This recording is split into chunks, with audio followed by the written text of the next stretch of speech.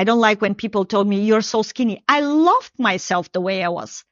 I had no problem with this. And I was like, why do people are talking? But I was too weak, like we say, or wasn't able to set this boundary. So I will give you the following. Define what's your boundary, what you are willing to listen from these people or not.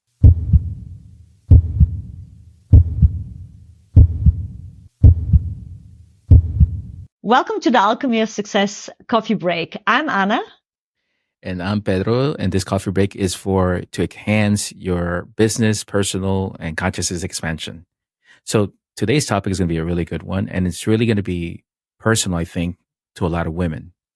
Because I think it mostly happens to women, perhaps, and I might be wrong, and I apologize for that, but it's body shaming. I mean, how do you feel about your body, and how do you see that, and how do you transform how you see and how you feel about your body and switching it to a more positive state of mental and physical well-being? And I would love for Anna, she doesn't know the questions I want to ask her. So it's more like a live type of setting that we're going to be doing these coffee breaks. So I want to start with Anna. Anna, talk to me about this topic. And I really want to understand your perspective around this. Like when you hear body shaming and body confidence, how do those two things live in that same world? Tell me one about each other. Like, how does that work? Give me your perspective. So I was like a few years ago, I was thinking body shaming is just affecting how I see my body, and what kind of type of clothes I'm wearing, or, how the people perceive me in my body, so to say. But I never really realized till recently, so like maybe a few years ago, that this body shaming topic was also directly correlating with the way how I feel about myself in every areas of my life. And what I mean by this. So we talked a few episodes before about communication, how important is communication in every given area. And first, when I learned that like 70% of our communication, it's actually the body language. And when I was thinking about, okay, when 70% of the communication is happening through the body language, and a person has the feeling of body shaming, so it doesn't feel comfortable in their own body. So that means their body language will be most probably more close, more not confident, instead of like self-confident, instead of like firm and really feeling comfortable with themselves on the one side. And also what I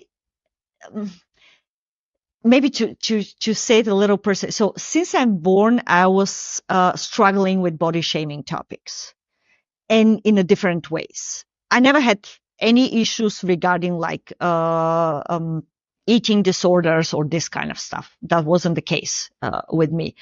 But when I grew up in Bulgaria, when I was born, I was like very, very thin, like really. Like the people ask me whether I'm selling the shoe, or I bought the shoes with the sticks, because my legs was like so skinny. I was with 19, I was 44 kg. So I don't know how much is this in LB, so maybe you need to calculate it, but I think like around 88 if I do it twice. I don't know what's the calculation point. But like 44 kg, like with 19. That was one of my topic. 97 pounds. What? How much? 97 pounds. 97 pounds. That's skinny? Okay. Okay. So that was one of my topic. That people, even my friends, not just doesn't know me, but my friends was laughing at me. And they was like doing this joke. It wasn't like from a bad position, but yet. And my second biggest challenge was my breasts, because when you're in a certain age and they said developing, and then you see that your friends, and I was always the cool one in the class, so all my friends starting kind of like getting more attention from the boys, and I felt like a boy, you know what I mean? So like nothing. So for years, I felt so ashamed about, my breasts. So I wanted to do always a surgery. So I was willing to kind of go through something that can harm my body. That's my perception, and because you never know, and you can hear a lot of negative situation in order to be more accepted. Because I felt in order to be more attractive and also better accepted and not people laugh over me, because that also happens to me, I'll be more accepted. So that means for years I was wearing a huge push-ups, so in order to hide this situation. Meanwhile, and that's like I can wear even no bra and I feel comfortable enough. And I find the direct correlation between when I start realizing the fuck with everybody, what they think about my body, I feel comfortable with myself. Suddenly my body posture change, and also the way how people start perceiving me in communication also change. So let's talk about that critical step though. When you said, screw this, whatever you feel my body is more important how I feel my body. Basically, when you give the finger to people, I think that's what you meant. So how did that happen? Was it overnight? I mean, how does that happen? And how, as a listener that's going through this issue, how do they go through that process? What does that process even look like? So I think two topics help me a lot. And that's why it's so important to have the right environment, or to check with our environment whether they are giving us the feeling of we're beautiful no matter what, or whether they're kind of playing us down, or like, how to say it, like laughing at that, something that you cannot actually change like that. I can change maybe my t-shirt, but everything else, in the body needs a surgery, and you know what I mean? So, and I think two topics that helps me was, there was one influencer who also wasn't the kind of like ladies having like a big boobs or went through the surgery, and she became pretty successful, and she was very comfortable with her to really also go out, wear no bras, and she was confident and comfortable, and you saw that she also created a huge success in every areas of her life, and she had also her husband and everything, and even in the area of model, where normally, how kind of the model topics and so on is like, they need to be like previously like 90, 60, 90, like this idealism, and that was like a huge, how to say it,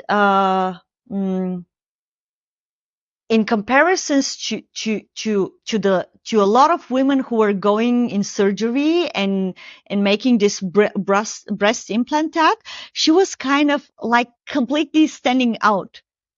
Okay, like everybody's going through this process, paying huge amount to like this beauty docs, and she was like, no, the way how I am, I really like myself, and I'm not going to do anything, even if I'm in a beauty business. So that was like kind of first step. But I think the most profound step was actually my relationship. Because as I went, in my relationships, and also I started working on myself, because my first very long relationship, he reflected me that he has not a problem with this, but I still hold it within. I still didn't believe that what he's saying is true, because I didn't felt myself confident with this. So, but as also my next relationship keep on confirming me, and I start increasing my self-worth around, it kind of start opening or cracking this wall that I have created around my beliefs, about my body and how I feel. So I start really allowing these compliments, or allowing this confirmation or affirmation from his side to actually sink in my subconscious mind. Got it. So you were basically accepting the Exactly. positivity that was coming towards you. Exactly. Because I And was help you. fighting it. I was fighting it for Right. years because I was Right. thinking so many people laugh over me when I was a teenager, when I was a young adult. You know, I get so much like negative experiences. So that's why I was like, no, he's just telling it just to be polite. You know what I mean? Because sometimes when you love somebody, maybe you say something out of not hurting the person that you love. So basically the first one was seeing somebody that actually lives confidently, lives their life the way they want to, like a role model almost. Mm. And second, having that environment of having that partner that's so positive that you've been blessed with, because he gave you that positivity until it actually started sinking in and accepting it. Yeah, that's what I'm getting. Exactly. Exactly. And also the third one, he was always challenging me with a question when I was talking about thinking of going through any kind of like surgery. Like, are you doing it for yourself and with the risks that are following up, or are you doing it for the others? And to say, in some point, the most of the time I was willing to do it for others. Then this switch, I wanted to do it for myself. But then as I started realizing what can I lose through this surgery regarding my body feeling, so that means what is the possibility of negative experiences, I decided, no.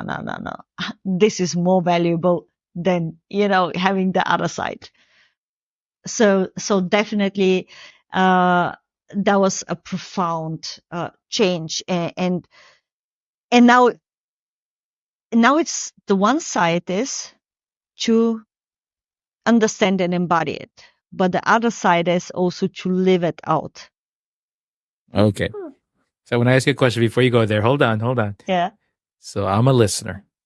I don't have the positive environment. I'm not self-aware of any role model that I see because I'm so negative into my mind. I'm still focused on my body. I don't feel positive about it.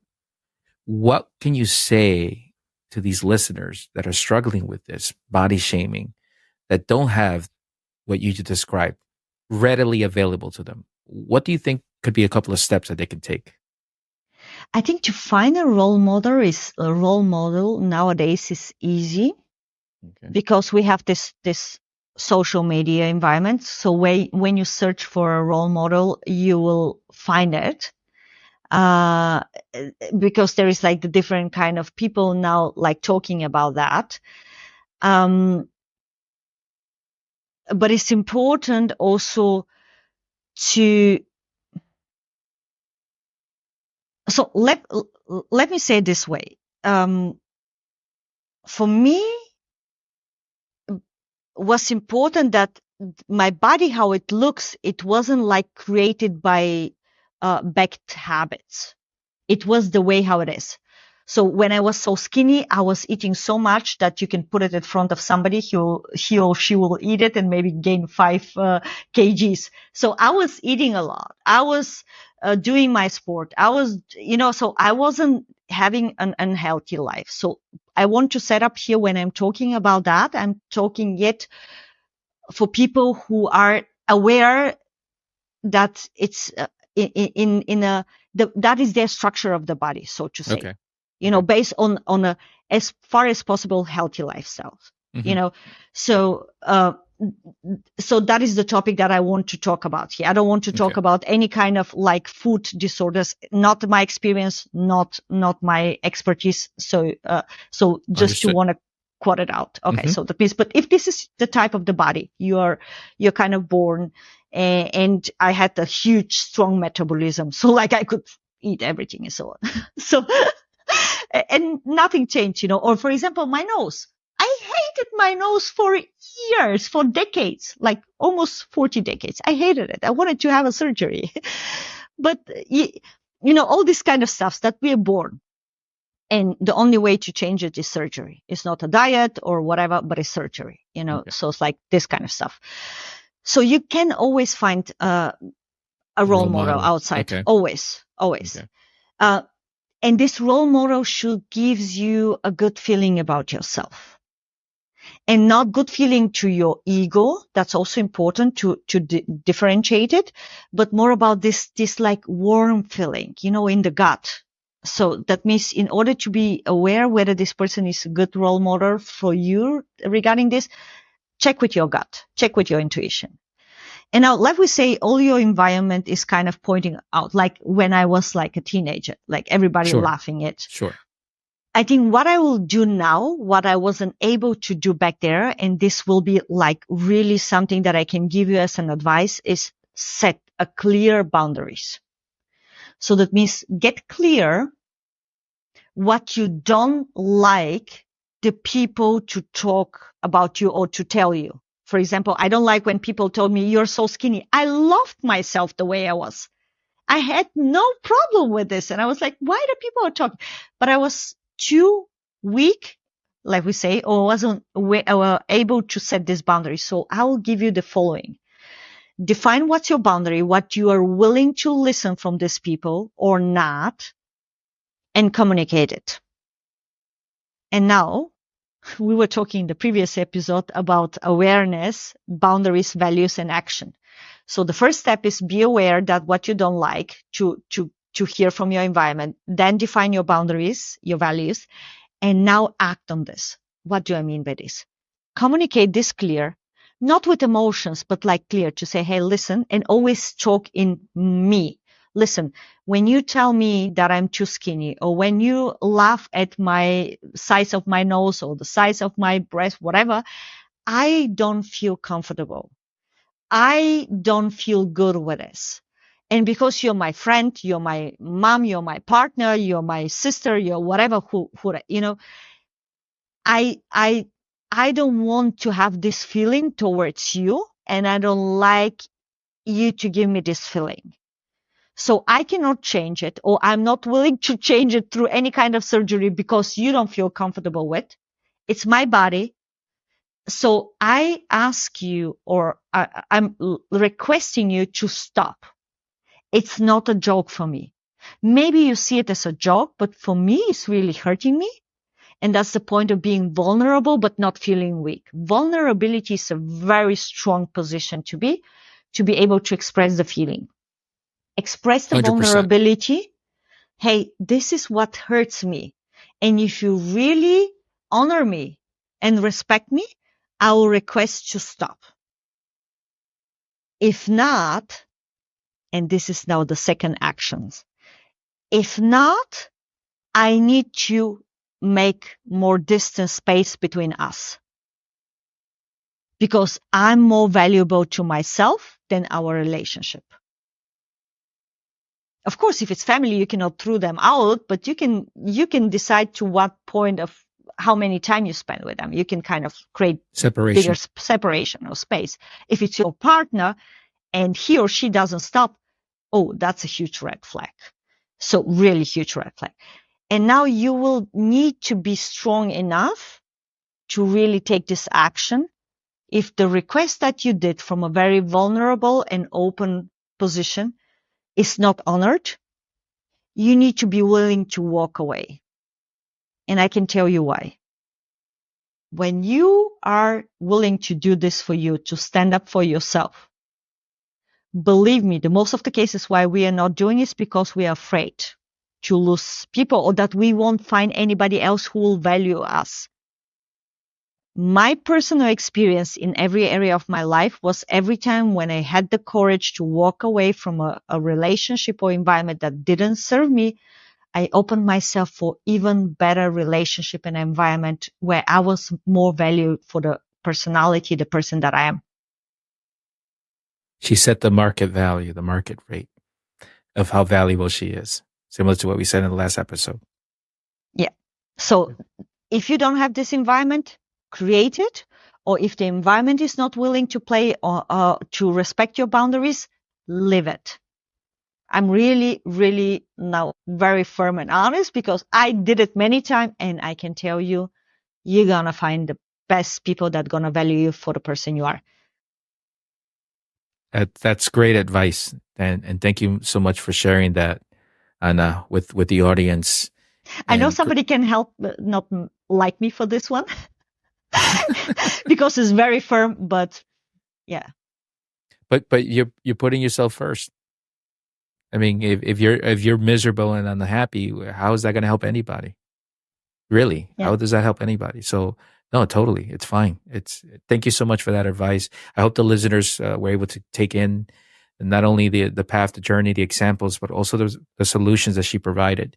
And as always, if you have any comments in regards to this topic or any other topics that you would like for us to discuss in this new segment that we call the coffee break, let us know, put them down, and we'll make sure to respond to them. But for now, I'm Pedro, And I'm Anna. See you next time. Bye bye. and we'll say bye bye. Thanks for watching. Click on one of the videos below and don't forget to like and subscribe.